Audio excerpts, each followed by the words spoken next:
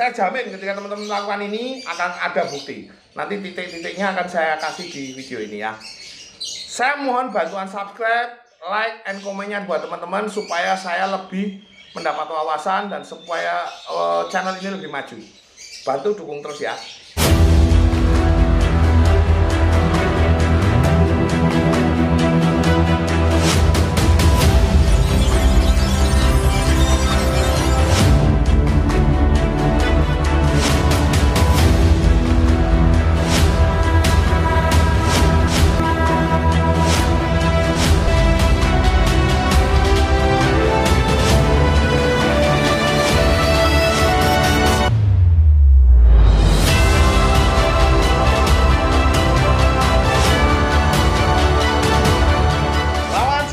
Excellent, kembali dengan saya Aris Excellent Bird.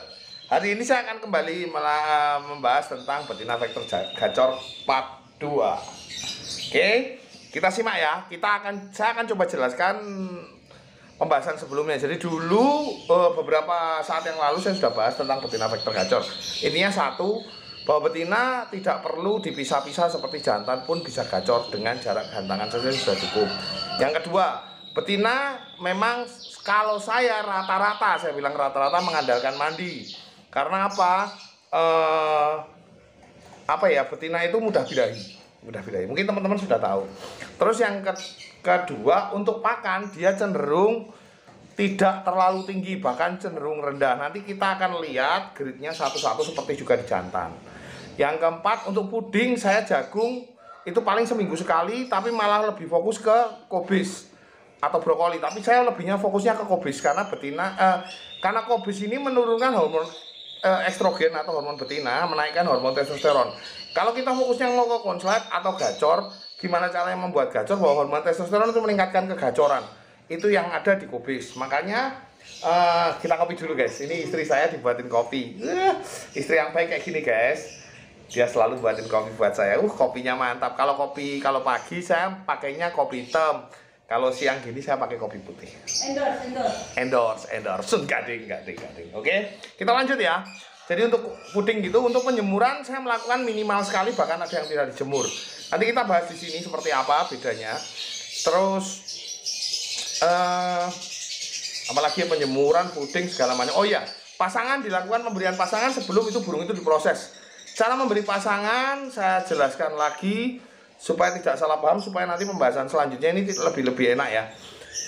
Jadi sebelum diproses burung itu direndeng dengan jarak gantangan, itu saya biasanya melakukan pemasangan dulu. Lah cara mencari pasangan yang tepat gimana Om? Walaupun itu nantinya belum tentu jadi pasangannya sampai nanti akhir prosesnya dia konslet atau dia nanti jadi gacor vektor ya. Jadi biasanya saya melakukan pasangan dulu. Cara mencari pasangan gimana Om? Cari yang loadingnya cepat. Jadi kunci pasangan sebenarnya jantan betina bersama. Saya sudah ngomong ya. Caranya yaitu cari ketika dipasangkan, udah akur, kita cabut pisah, dia loadingnya cepat, yaitu pasangannya. Kalau saya gitu. Yang simpel, pakai cara yang simpel, nggak usah pusing. Walaupun nanti mungkin ada kendala beberapa, nanti kita bisa ubah pasangannya.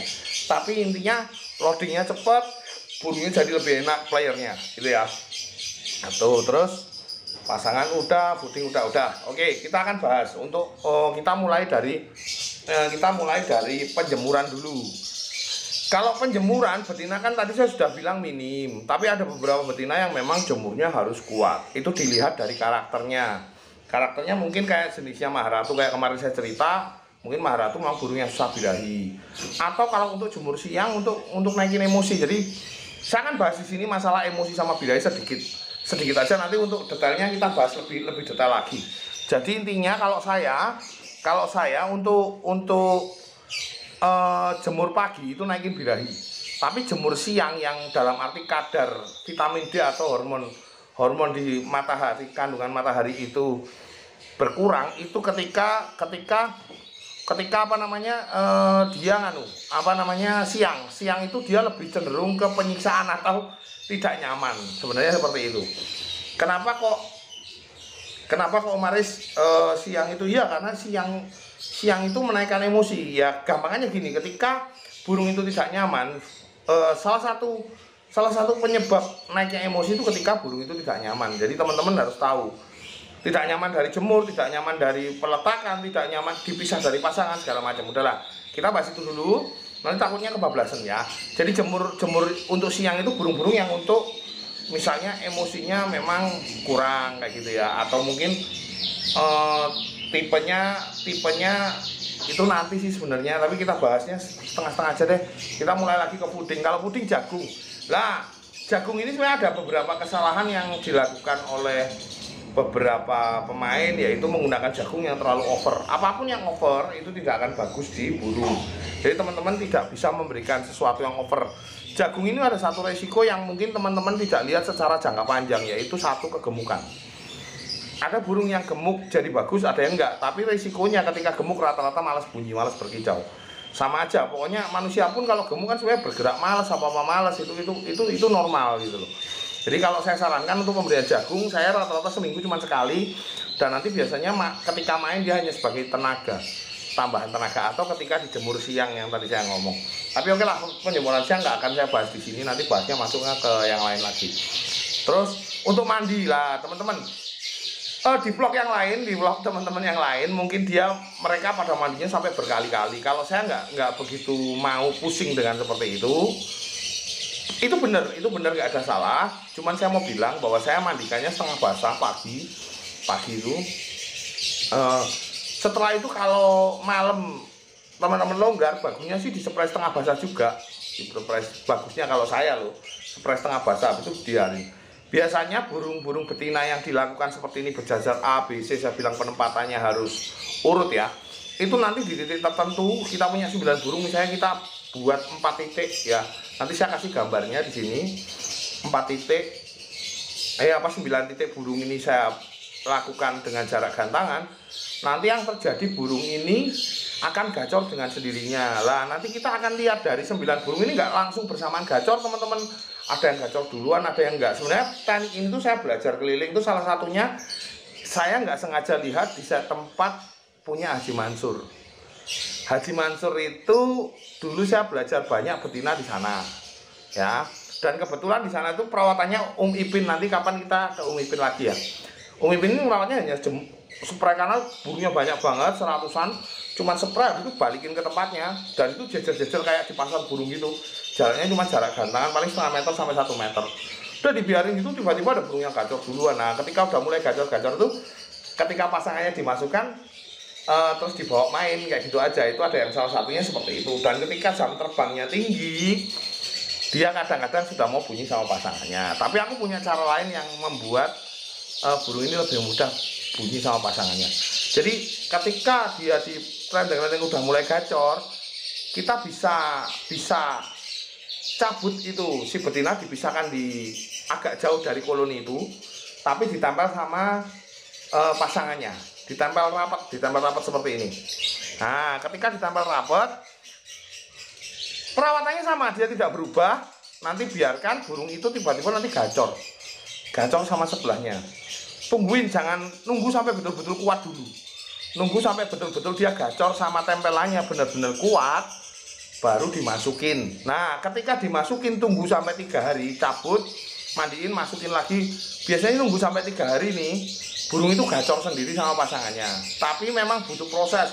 Gacornya nggak cuma sekedar gacor loh teman-teman, hanya seperti burung itu jeda rapat, seperti burung itu double. Lah, ada beberapa burung yang ketika sudah mulai sistem tempel gitu bisa dibuat main. Seperti babon waktu jalan awal itu konslet, dia hanya ditempel gitu aja, udah bisa diajak main, bahkan sudah cukup stabil. Ada burung yang harus dimasukkan sama pasangannya untuk meredam. Ada yang seperti itu. Tapi nanti teman-teman lihat, diamati dari karakter burungnya itu sendiri ya. Jadi nanti diamati burung ini kok enak kalau ditempel aja, udah dibawa main, coba dibawa main kok enak, ya udah ditempel dulu aja, jangan dirubah-rubah. Gitu ya. Intinya nanti tahap selanjutnya ditempel. Setelah ditempel, begitu gacor sama pasangannya itu, dia di sebelah gacor kayak gini, gacor udah ngedobel, istilahnya bisa ngedobel, bisa jeda rapat aja. Nanti teman-teman bisa dimasukkan. Ngedobel sama jeda rapat beda ya, sudah saya bahas di vlog sebelumnya. Terus vlog betina vektor gacor yang pertama sudah saya bahas. Nanti teman-teman lihat lagi boleh kalau bingung cara mandiinnya, cara apa-apanya di luar sudah. Nanti kita sambung lagi teman-teman ya untuk selanjutnya. Jadi intinya untuk betina nggak usah ribet, nggak usah pusing, tapi intinya tidak fokus ke jemur, fokusnya ke mandi. Beda sama jantan, fokus ke rata-rata fokus ke jemur, nggak fokus ke mandi. Kayak gitu. Kalau betina kayak gitu, kalau jantan bedanya kayak gitu. Terus betina gampang banget bunyi dengan didekati burung, tapi jantan nggak mudah. Karena memang tipikalnya betina gampang birahi, sehingga ketika emosinya keluar, dia birahinya bisa seimbang, akhirnya bunyi. Tapi beda kalau jantan, ya fokusnya ke emosi. Ketika birahinya naik, baru dia bisa seimbang. Itu pun dia ada proses PD yang berbeda sekali. Gitu ya teman-teman ya. Segitu dulu pembahasan saya betina vektor gacor part 2. Nanti kita akan bahas lagi betina vektor gacor part 3 untuk selanjutnya. Segitu dulu teman-teman, semoga ini bermanfaat. Saya jamin ketika teman-teman melakukan ini akan ada bukti. Nanti titik-titiknya akan saya kasih di video ini ya. Saya mohon bantuan subscribe, like, and komennya buat teman-teman supaya saya lebih mendapat wawasan dan supaya channel ini lebih maju. Bantu dukung terus ya. Salam minor, masuk akal.